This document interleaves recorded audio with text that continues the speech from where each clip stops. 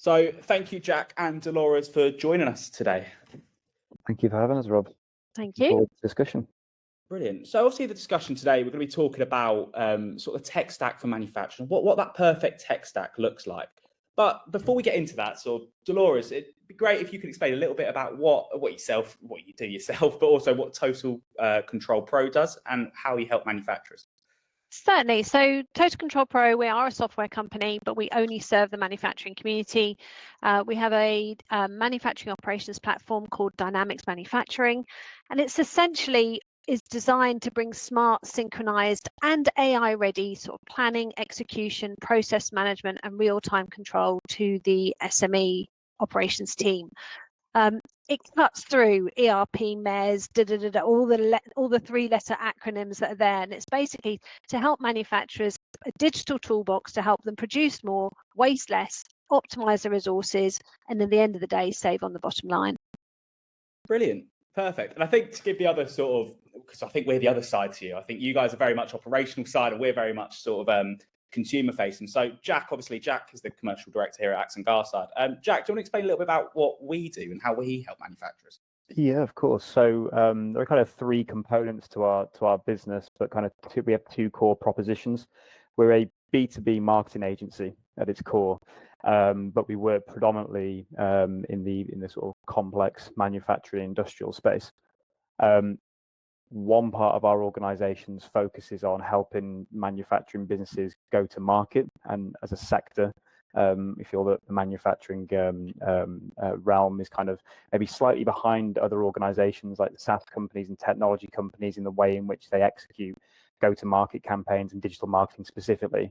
But on the other side of our business, which is a newer side, probably in the last sort of 3 years or so, we've started selling CRM implementation and technology integration services to manufacturing organizations that typically have found themselves in challenging situations with regard to their kind of customer data and managing the supply chain as well, which is also very important. So we've kind of got this blend of kind of a data foundation that we build inside manufacturing organizations, then help them leverage that as part of their go-to-market marketing campaigns.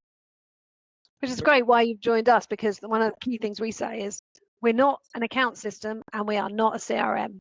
We can manage a customer operationally, but if you want to speak to them in a more effective way and reach them in a better way, then you need a dedicated CRM system. So I think that's probably why we're both on here today. 100%. There's a nice crossover between the back end and the front end, I guess. Yeah. It's quite funny because that's exactly what you said to me, Dolores, when we met you at Mac. And I came over and I was asking you questions. I remember you saying that exact sentence to me. So that's quite fun. Well, it leads us on quite nicely into the next question, which is from both the consumer-facing and operational perspective, what, in both of your opinions, is sort of the ideal tech stack for manufacturers in order to succeed and thrive? Go on, Dolores, I'll pass that to you first. If we had some real technical team on here, they would start talking about tech stack in a very different way. But for me, there's three key things, much of which is given if you're looking and utilizing a cloud offering. I think if we're going forward, cloud is the way to go. There's a balance. There's some things that still need to be on-prem and that side of things, but in all areas, moving to cloud. But three things that they really offer is you've got to look at security and cybersecurity. You've got to look at scalability, and you've got to look at connectivity. So whatever systems you're looking at, you've got to be able to grow with you. And traditionally, on-prem kind of systems have not really been designed to do that. You've got to have that high level security, and I much prefer to leverage off the security of Azure or AWS stack, etc., than Donald, who's got the server box and key under his desk in the corner.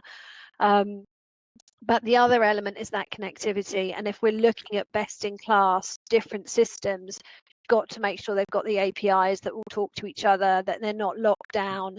One of the things manufacturers come up against ongoingly is machine data is being locked down. They just can't access the information that's on the machines that they've got on site. So looking at connectivity and that ability to talk to each other is really important. A quick question on that, Dolores, for you on the point you raised about kind of machine data and so on. It's a really interesting thing, because one thing that I've noticed a lot of people are talking about is themes around sort of preemptive maintenance and proactive, adjustments to kind of their production lines and so on to get the most output out of them. Do you feel that those are kind of the biggest applications for, taking data out of the machinery in the production line specifically, or are there any other applications that you can kind of think of that, when you're talking to your customers that are, front of mind and, for these people and how they want to get the most out of that data? Yeah, no, it is very much that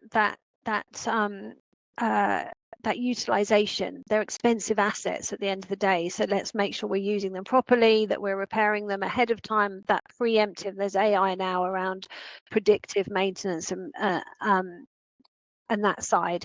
But it's also, there are more and more, when we look at energy usage and carbon concerns and that side of things, there's areas that can be really optimized for those benefits. Previously, everything's been optimized to get stuff out the door faster, and that's still really important.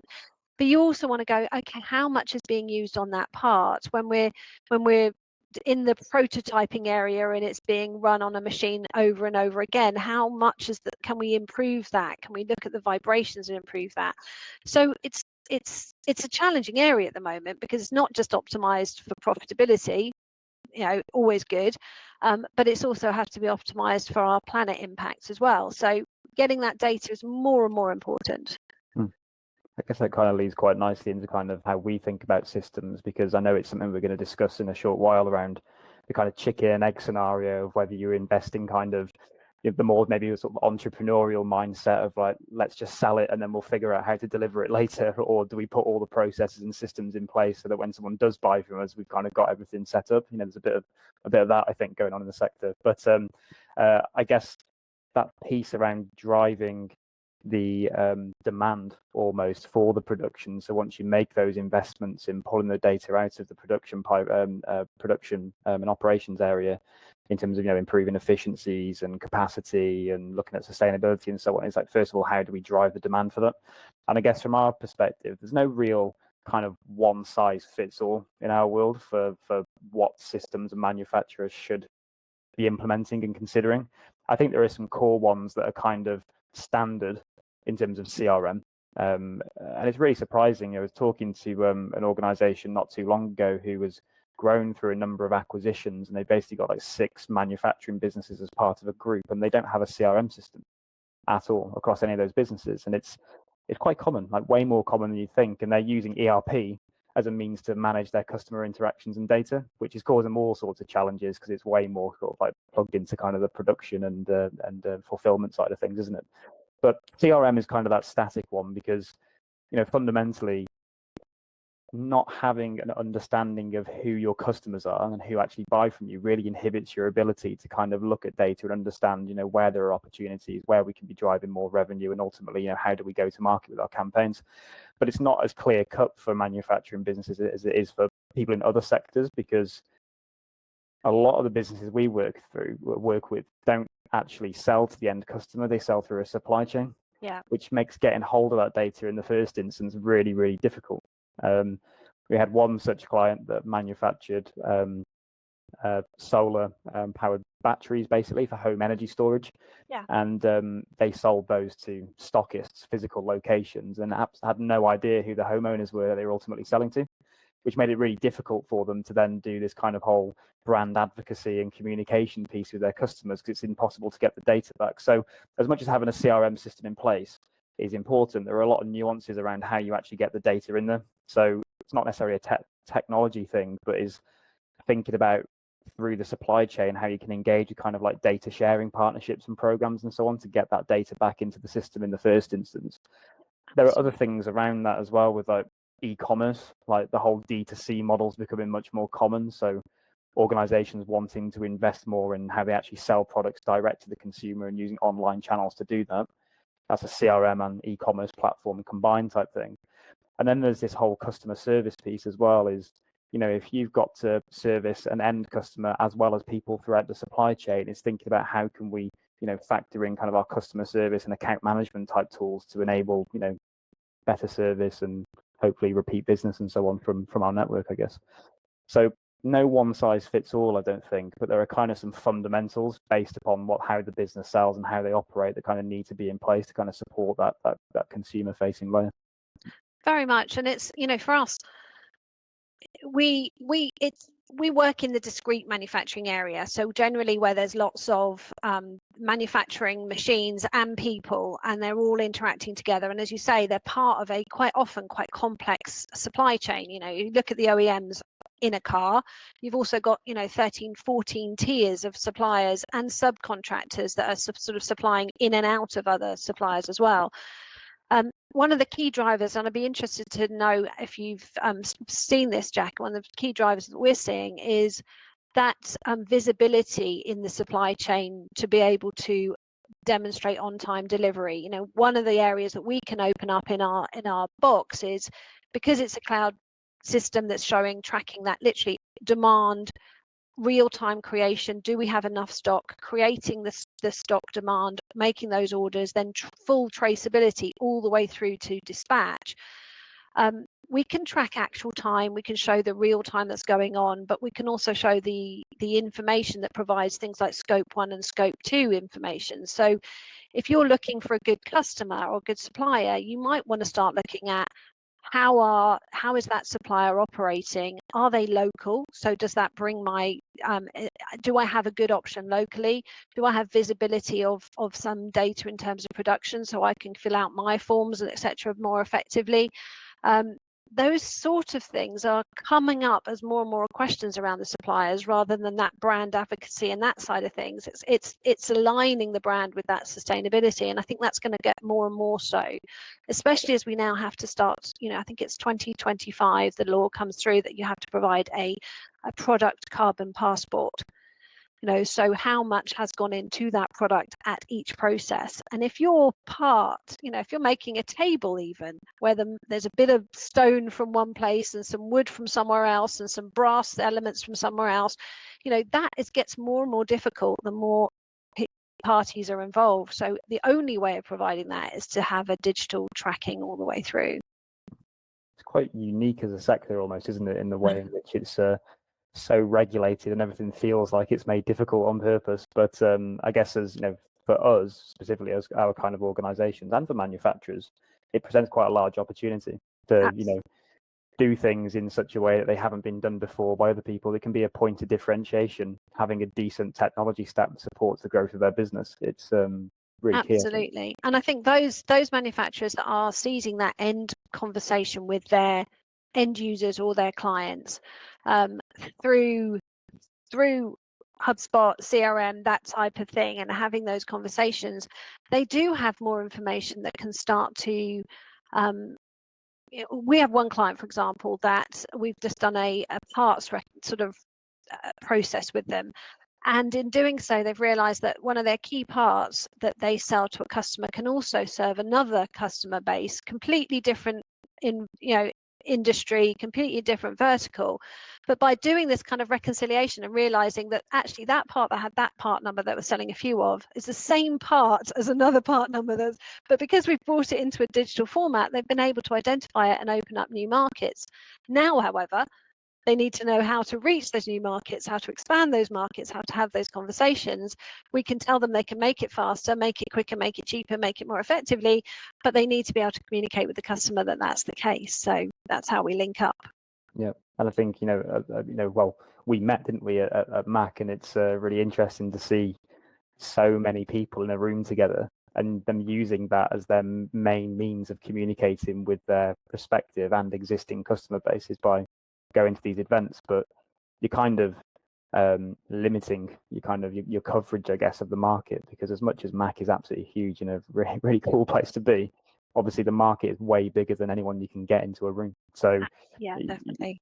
There's and I think one piece that a lot of manufacturers miss out on from kind of our side of the table is when they go out to market with new products and so on. It's kind of that research piece, and if they haven't got any data in the first instance to understand buying behavior and what the existing customers are buying and where there might be crossover and relevancy within the products and things that they actually create and make, it makes it really, really difficult to do that, because essentially it's kind of entrepreneurial intuition and guesswork to some degree on thinking that, okay, there's a market opportunity over here, but is that just because we think it is, or is that because, we really like our product and we think everyone should have it because it's better than everybody else's, or is it based on actual substantiated evidence of the fact that people typically buy these kinds of products and services from us? And I guess that's kind of where the bridge between the operational and the CRM piece comes in, is actually understanding what people are buying, how they're being fulfilled, how frequently. There's kind of this we call it RFM, which is recency, frequency, and monetary value analysis of kind of our customer base, and understanding, how often they're buying from us, how long ago was it since they last bought from us, and how much are they spending with us, and using that data as a means to really understand where kind of the main revenue drivers are within our business, to give us that data and intelligence to then maybe grow into other areas and other products and so on. So you can't do that piece really without having kind of the integration with ERP and the sort of more operational aspects of the manufacturing supply chain. So yeah, if you're going to scale up your sales activity and your communication and make promises to the customer, there's no point if you've still got a black hole in your productivity and the production area. And one of the challenges that we've seen, and this comes back to the sort of a more modern tech stack, as those have got traditional ERPs which are designed essentially for the finance team. They're there to manage cost of resources and complex supply buying, etc. They don't really give the agility to the shop floor to do the changes that are needed to meet rapidly changing demands.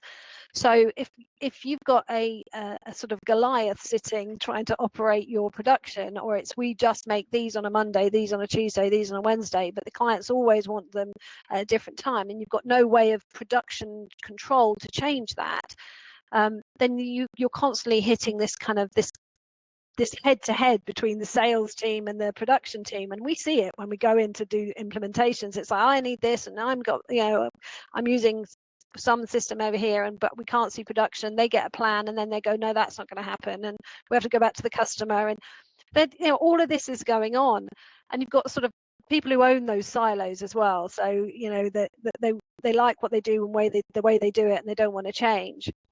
But that demand-based from the customers is coming more and more and more, and the production system and the control on the shop floor has to be able to adapt and change to meet that.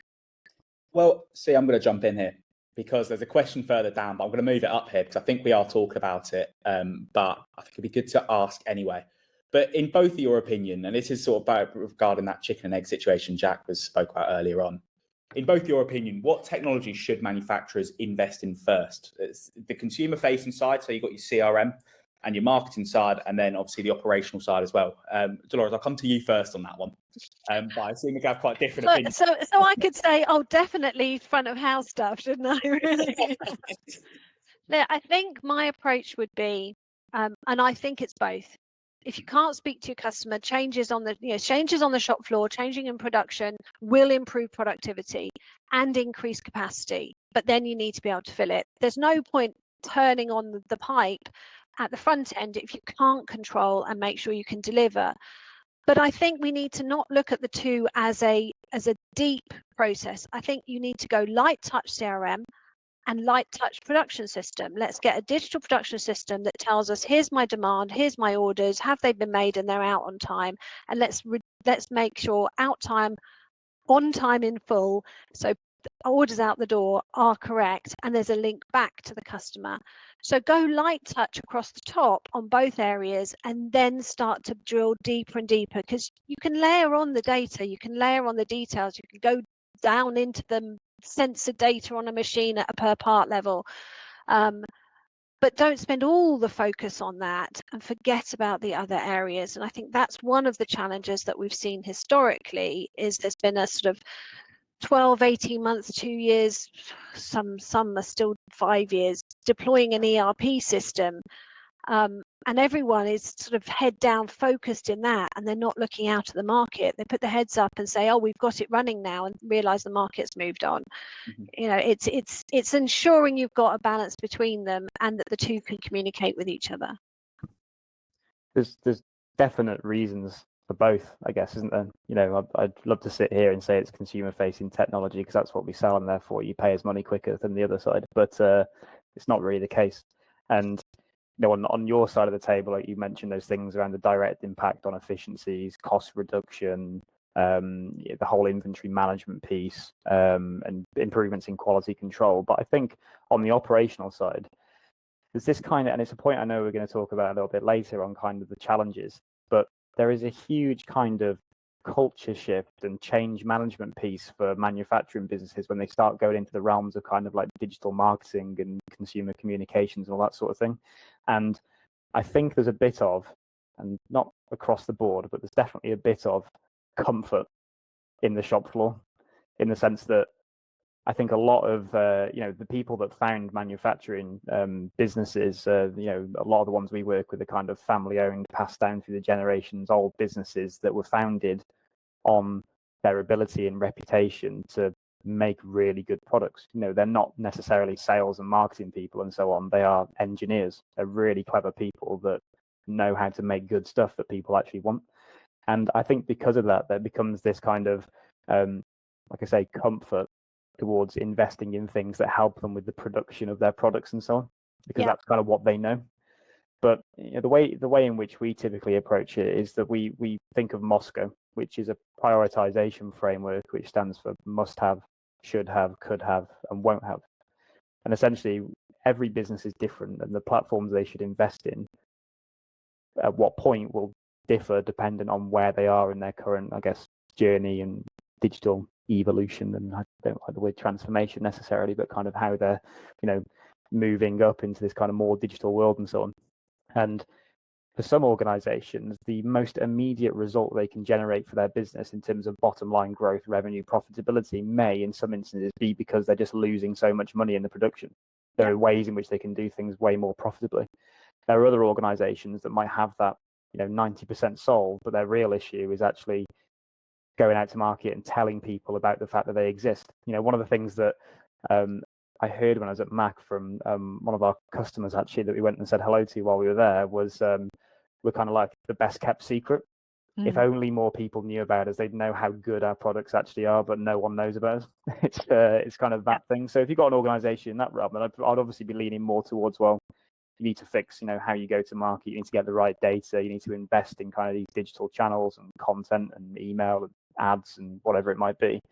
But it's different. There's no one size fits all, I don't think. And I think your points, Dolores, are 100% right in kind of making sure there's an even spread and complementary kind of fit between the platforms that you're investing in on both sides of the table, be it operational or that consumer facing stuff.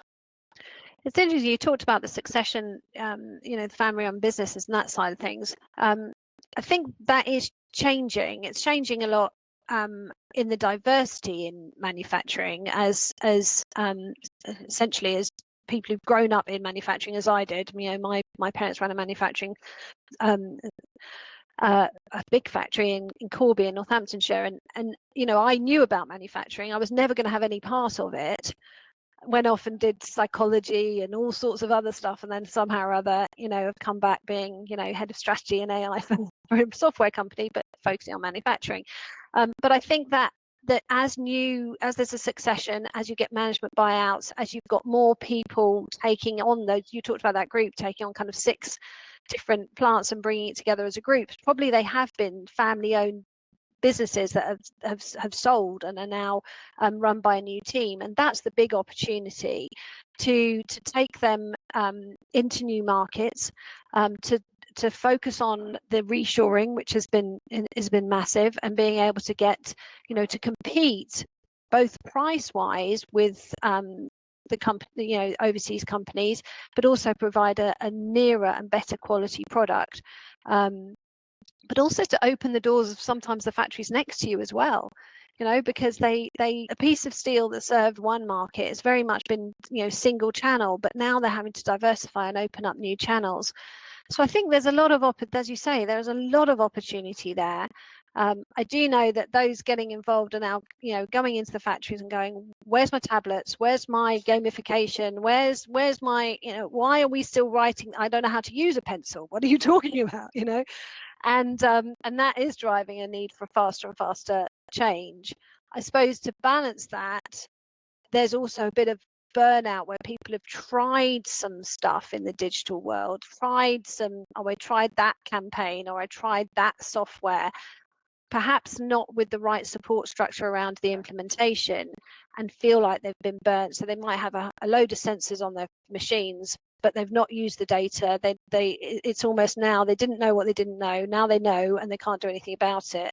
So there are some there is some trepidation there from the risk factor of getting involved in a new technology, and whether that's customer facing or operational. Yeah, you touched on it a bit there, actually. I think the next question, sort of coming back to the question I was going to ask a minute ago, I think you spoke about the sort of manufacturers feeling like they've been burnt in the past and more risk averse when it comes to adoption. But in terms of going through that buzzword that Jack loves, the digital transformation, what challenges do manufacturers tend to face, and how can they overcome them?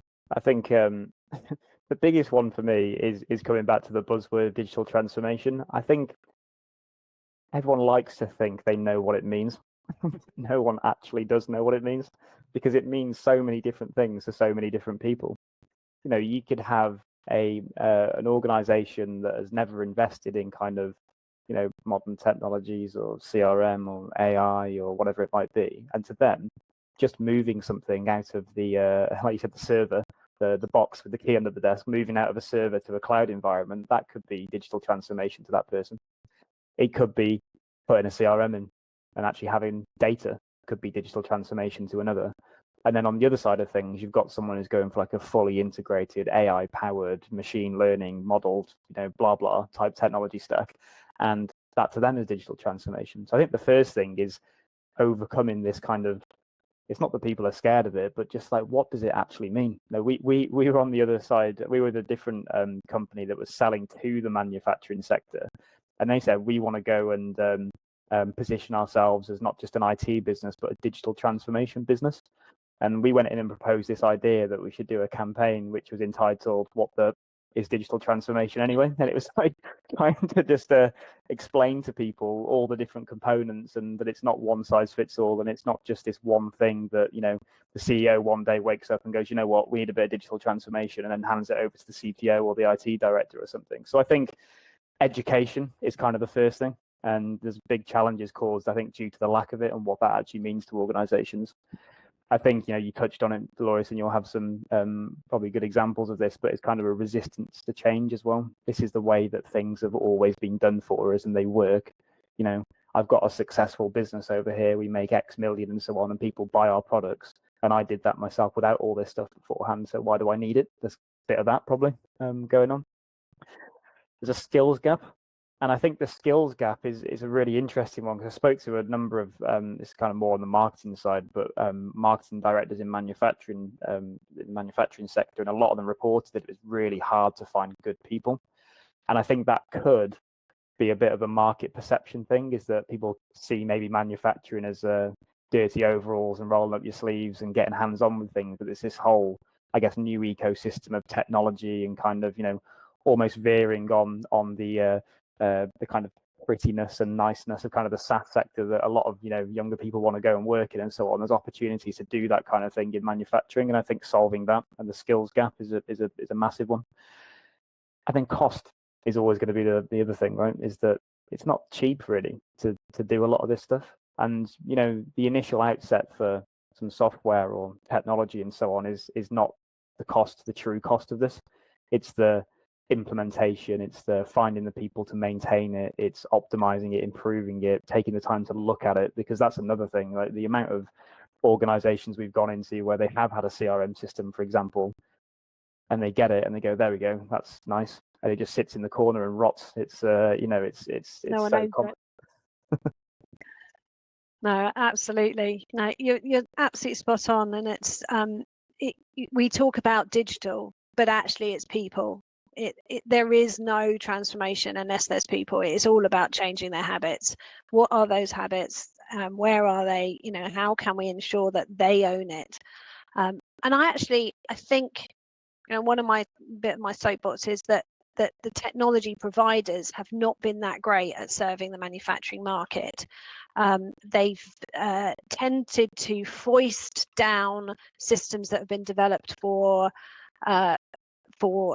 accounting, for finance management, for that side, and they've been sort of pushed down onto them. there's a very large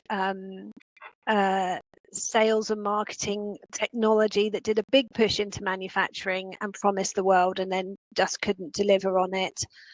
So, you know, that sort of thing that haven't been the best. Affordability, absolutely key, and I think that comes into when I was talking about that scalability before. You need to be able to start small, put something in, and then build it up as you see the value.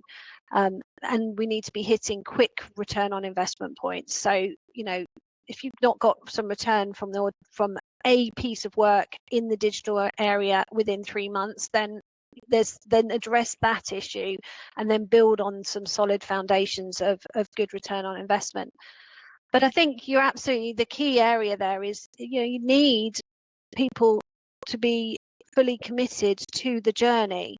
And that has to be people in the organization themselves, not the consultant or those being externally paid. You know, those committed who are there, can see the end game, can see the opportunities, and are there to learn, adapt, fail, revise, review, go back, do it again.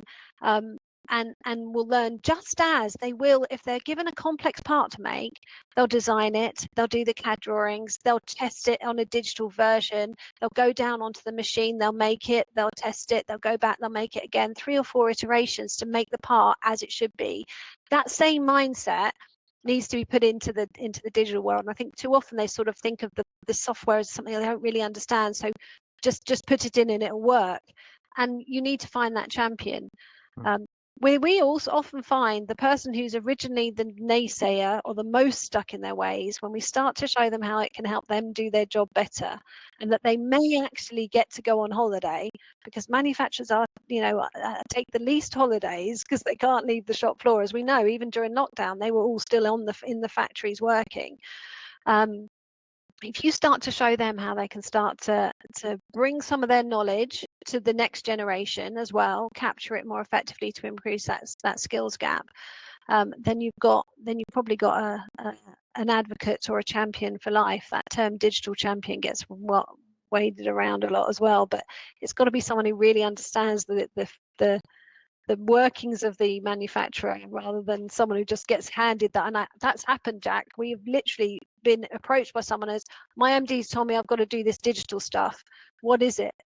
And you're sort of like, well, what would you like it to be? You know, what's the issue? Yeah, and then when they see the benefits of it, like you say, and you get them to be a kind of a champion advocate, it's like, oh, I've been telling you about this for ages. Like, we should have done this like 5 years ago. Yep. But they were the ones, they were like, oh no, he will never change. But he will. We think about these kind of, we call it our critical success factors, which is just I think a grandiose way of saying that you need to make sure these 3 things are in check, which is people, process, and technology. Because people define what the process should be.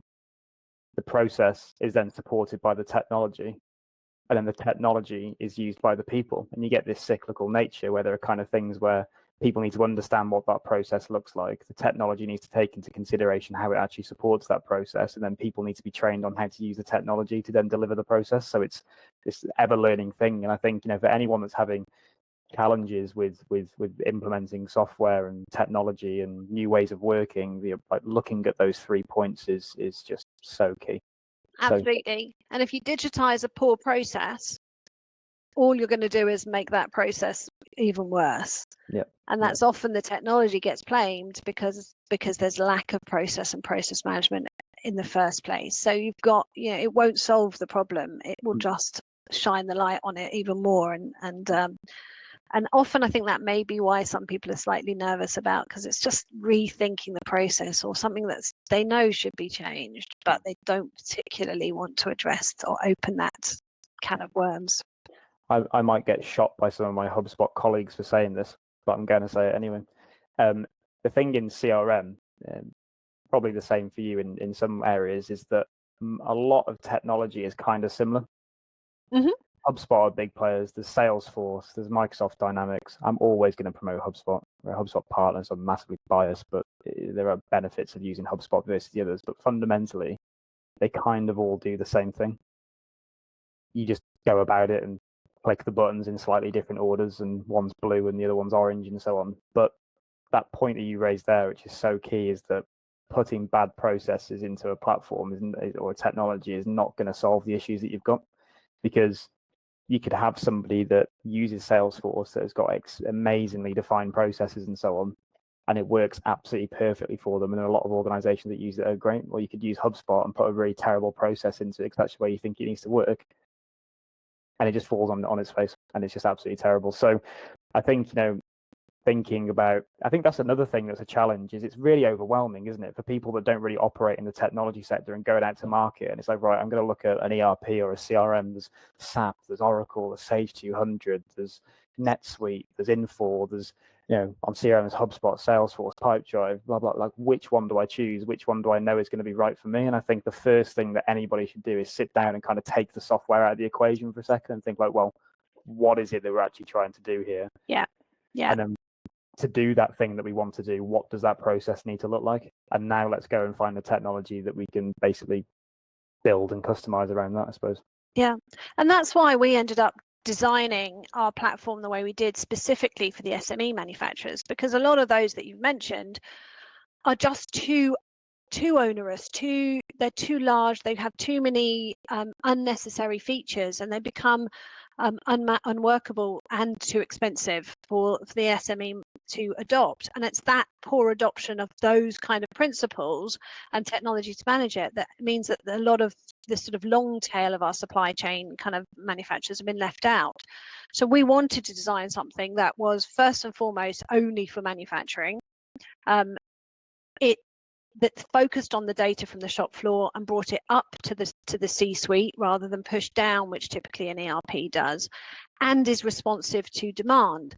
And of course, the opportunities now are we have AI stuff running in the background. It's doing some automatic understanding. It can layer on carbon understanding AI, machine improvements and optimization. But it's the first and foremost is there something that we can put in place quickly and effectively that's affordable for what we want to do right now, but also has some view of the future and where we might be going and where manufacturing is going.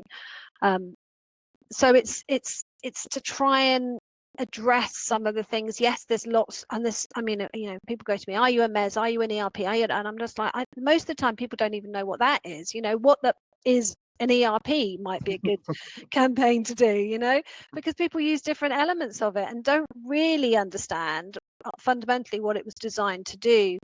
So cutting through all of that and just going, help you make things better, more effectively, and waste less and do more is you're ultimately just trying to find the ways and those easy areas that they can make digital change most effective, and then build out from there.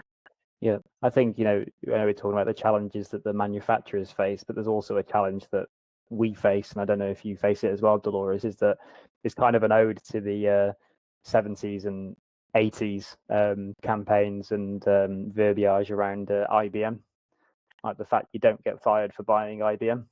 Yeah. Because we see that quite a lot, because in the CRM market, Salesforce, for example, own 80% of it or something like that. They're just an absolute beast in the world of CRM. And there is this kind of, again, verbiage around you don't get fired for buying Salesforce. It's kind of like the safe option. Yeah, you're likely to still not be in the job by the time it's actually implemented effectively. Yeah, totally. You'll have moved on. It's absolutely insane though, because we had this customer not too long ago, and the guy had just joined the business as kind of like a business operations director, and he comes from a Salesforce background, and he basically said, right, we've got HubSpot at the moment. I don't know anything about HubSpot. All I know is it's not working for us. So I've got two options. Either it is I stick with HubSpot and try to figure it out or get someone to help us with it. Or secondly, I'll go and buy Salesforce. I'll take 5 years to implement it, and I'll spend about 3 million quid on doing it as well. Wow. And that really brought it home to me at that point, because it's the first sort of competitive-ish pitch that I've gotten in with Salesforce, where someone was so forthcoming with how difficult it was going to be. Yeah. And he didn't seem to have any issue with it whatsoever. He's like, that's just the way it is. It's 5 years and it's going to cost us 3 million. And if that's the thing that we need to do, it doesn't have to be that way. It really doesn't. And that's exactly it. That for us, it's SAP or one of those. It's like, yeah, you won't be, but there are so many bad news stories. I mean, Innovate UK, the Made Smarter campaign, they say like 80% of manufacturing digital transformation projects fail. And it's because they're too long. There's too long a train between what's trying to be achieved, and they try and fix everything rather than going, what's the first 3 things? Don't try and fix more than 3 things. Don't try and digitize more than 3 things. Whether that's let's get a good customer database that we can communicate with. Okay, let's get a good understanding of what the demand is, and then a good understanding of whether we're getting it out on time. If you get those 3 points, you're probably hitting the market in the right areas. But they get these projects become so expensive, so long. People have lost the will to live by the time they get to the end of it. Well, it's interesting to hear kind of how you really honed in on kind of that SME manufacturing space to build a product that will just work for them, because SAP is one that really stands out to me, and to be fair, hats off to them. They've done it really, really well, in the sense that they talk about the fact that the best businesses use SAP, and they basically modeled a piece of software around a process that they came up with of how you run an organization. Yeah. And they said, don't worry about your process, get our software, and our software will make the process for you. Yeah. And it's quite almost like a sort of engineering type way to think about things, which is probably why they've been so successful in that space, is that we follow a system and a framework that's provided to us, and that's the way it should work, and we don't move outside of that. Yeah. The reality, and the term that I've used probably like 10 times on this call so far, is there's no one size fits all, is there? And when you're dealing with a global, multiple location, tens of thousands of employees and so on type manufacturing business versus like one of our customers, he's like a 200-person outfit based up in Yorkshire, for example, very, very different kettles of fish. Absolutely. But even inside the larger organizations, we did a project for our AI planning module with Safran down in Gloucestershire. And although they're a massive organization, this is a small machine shop because it's doing special projects, 4 CNCs, 10 people. But the planners were trying to plan into this area based on SAP. SAP has everything is always available all the time, kind of infinite plan environment. And it was being pushed onto the shop floor, and nothing was ever being done that way. So the ERP said everything was fine, but actually everything was always late. So the project was actually getting that initial plan, restructuring it based on what could actually be made on the shop floor, feeding that information, how well that worked, and the system to learn, and then sending the information back so that SAP could start to try and plan more effectively going forward. Our biggest challenge was getting the data out. Getting the data that could be used, something that could be refined, and that's emphasized across the supply chain, where you have these small machining shops making very complex, as you talked about, highly engineered focused product, but in order for them to connect into what else is going on, they end up just going back to Excel and paper because they can't use the SAP information. Joe, it's really interesting. I'm going to pick up on a stat you mentioned earlier on, Dolores, about, did you say Innovate UK Made Smarter, that 80% of digital transformations fail? Yeah.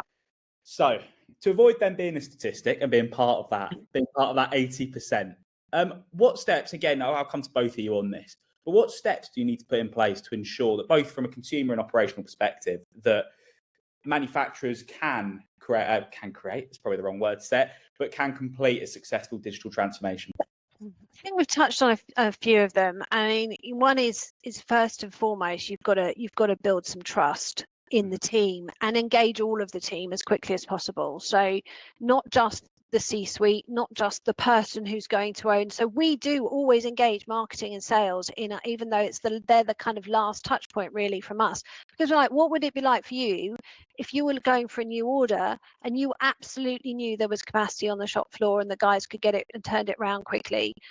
How much better would your sales pitches be if you could go out there with absolute faith that you had on time delivery? So that you've got to engage all the different people, but you've got to have that trust.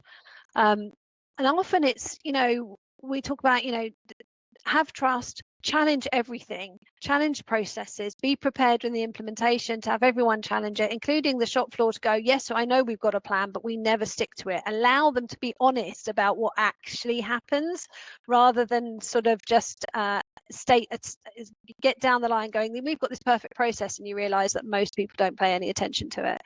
So having that opportunity to get what they're doing, that kind of means that you get everyone committed, and with everyone's commitment, then you can start to focus on small results, get them successful, build on that to the next one, so that you are actually holding that through.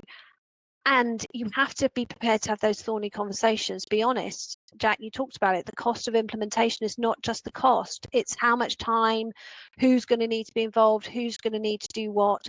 And if everyone goes in with that, okay, well, this is what we're going to do for the first tranche, this is the next bit, that open of communication across the team, then you are set up for success. I think the planning phase that you guys touched on is so important. I think there are we think about it in sort of 5 key areas of how people can make sure that these types of projects are successful. The first one being assessment. So conducting a really, really thorough assessment of all of your current processes, all of your current technology, all of your people. Again, those 3 sort of critical success pillars that I mentioned before, and identify where there are areas for improvement, where there's friction, and how we can improve that.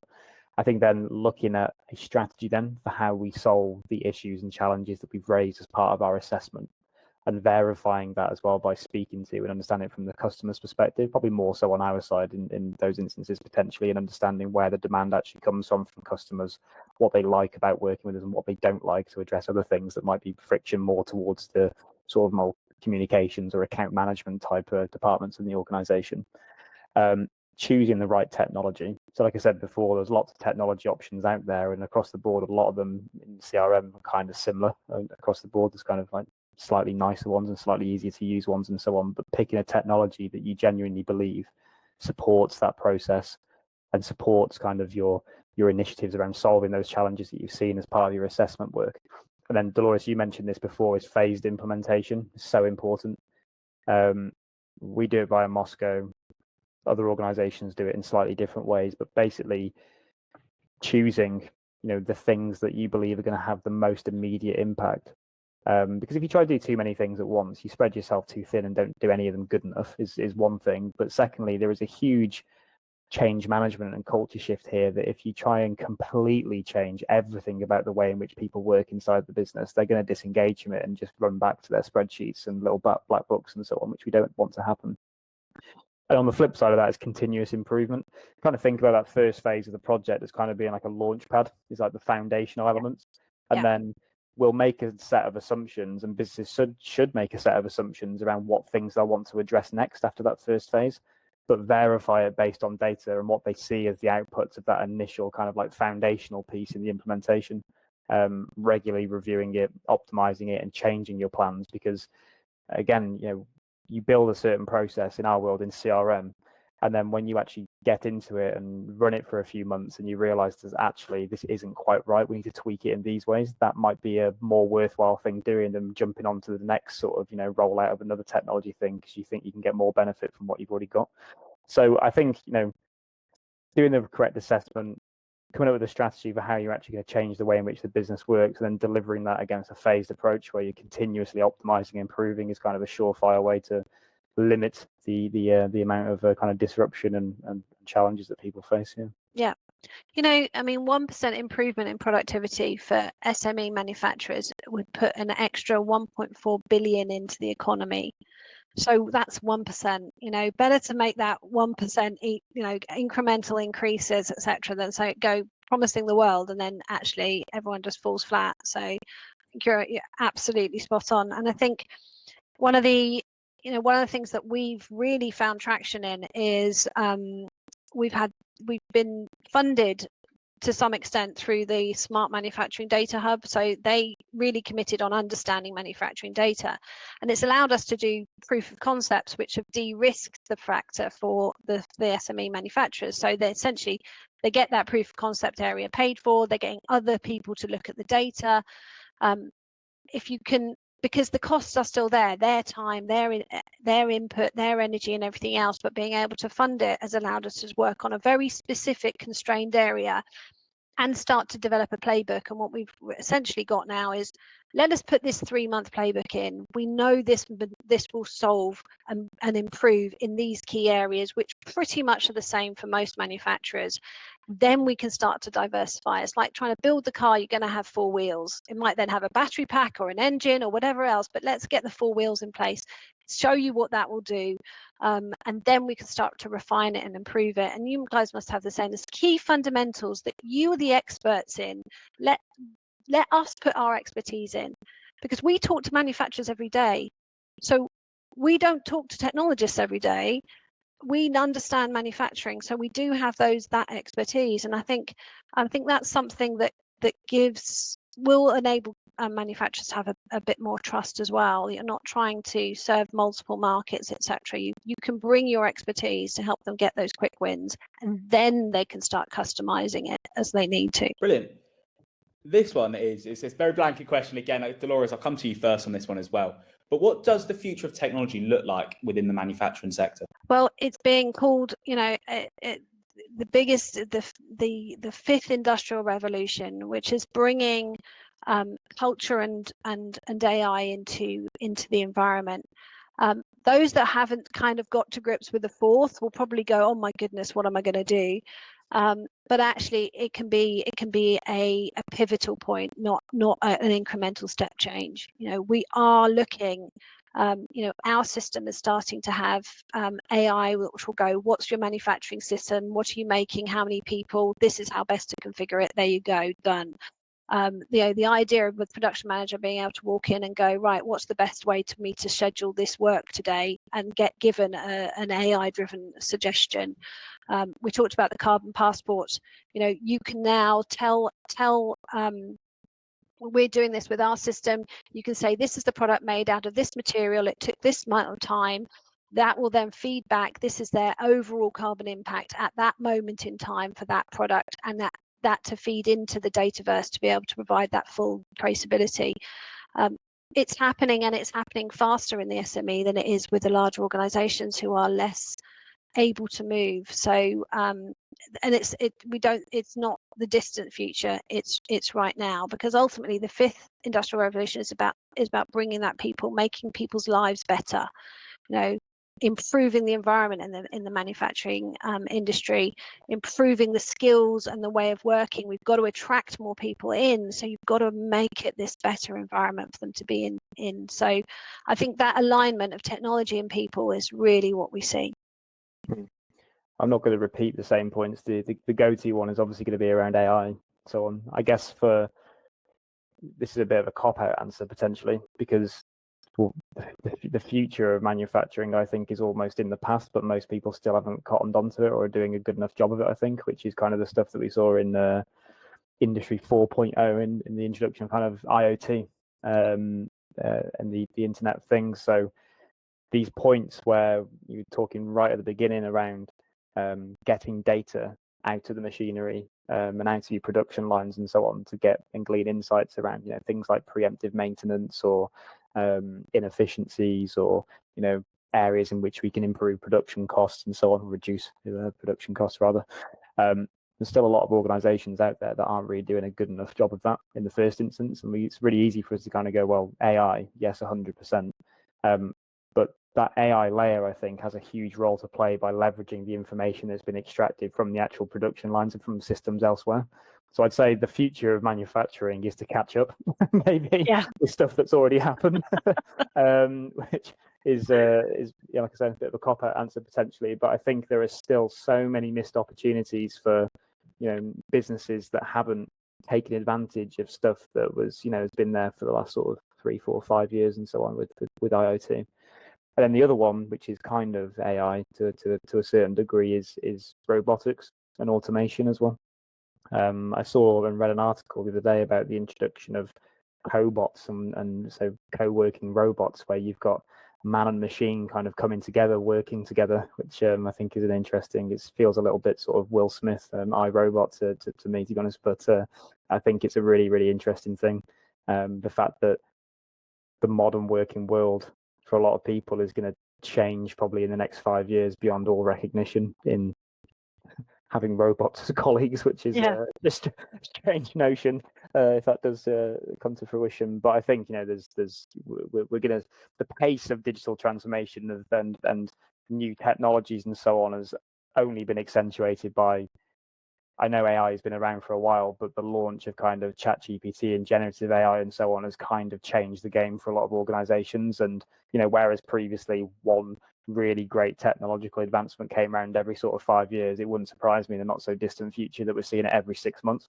And going back to a previous question, but that is a challenge in itself, is the pace of people being able to keep up with it. So I'd say look at the opportunities that have already been around and not necessarily to the future, because that is going to have a huge impact, I think, on kind of these new technologies that are coming out.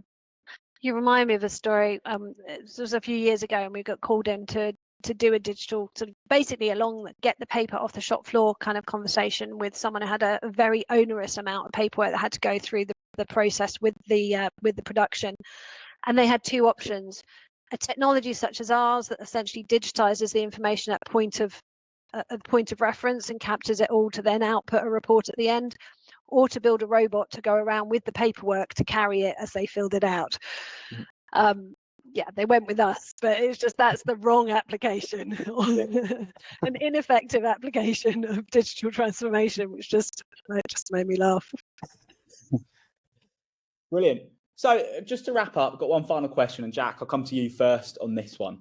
What if for manufacturing leaders listen to this right now, what is the one key takeaway you can take from this podcast and sort of implement into your business currently?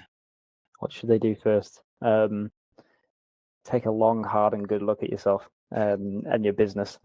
I think, people are quite quick to run out to market because they see the next best thing coming along. But I think a lot of people, because especially in the manufacturing sector, because like you're saying, Dolores, they don't take holidays, and they're a lot of the time working in the business as opposed to working on the business.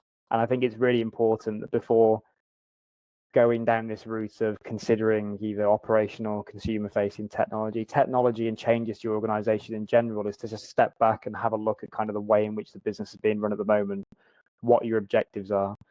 Think of it from the perspective of not only kind of, one thing that a lot of people do, I think, is they'll look at their processes and say, okay, that's the process that we should have now, we'll go and build that. But verify it, talk to your supply chain, talk to the people on the shop floor, talk to your customers and so on, and think about it from their perspective.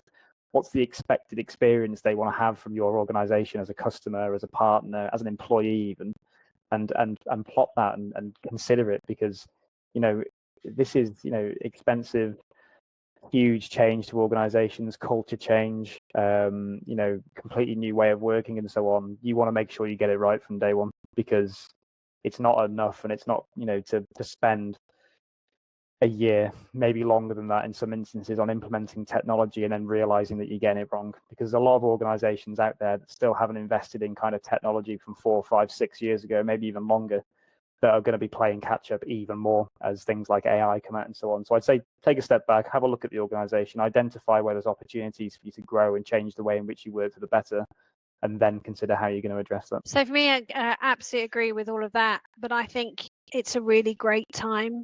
I think there's a lot of doom and gloom around the world, and let's not even touch upon politics and that side of things. But actually, one of the biggest challenges with marketing to manufacturers is its biggest opportunity, and it exists almost in its own sort of bubble. And there's real growth. There's real excitement. There's a real next generation opportunity in manufacturing. There's a lot of money coming into the sector.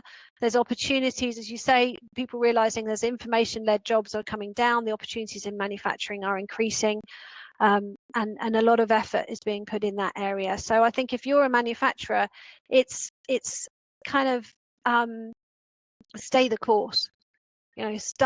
Start playing the game, start looking at the future, not as you Google shipbuilding and you see the 1814 delivery of ships in Belfast. That's not the future, that's the past. But the future is very, very exciting for manufacturing at all levels, from new product and engineering levels all the way through to factories being brought, the 3D printing and factories and manufacturing coming much, much closer to the point of origin. So get excited again. and get some good people around you to help, take that journey forward.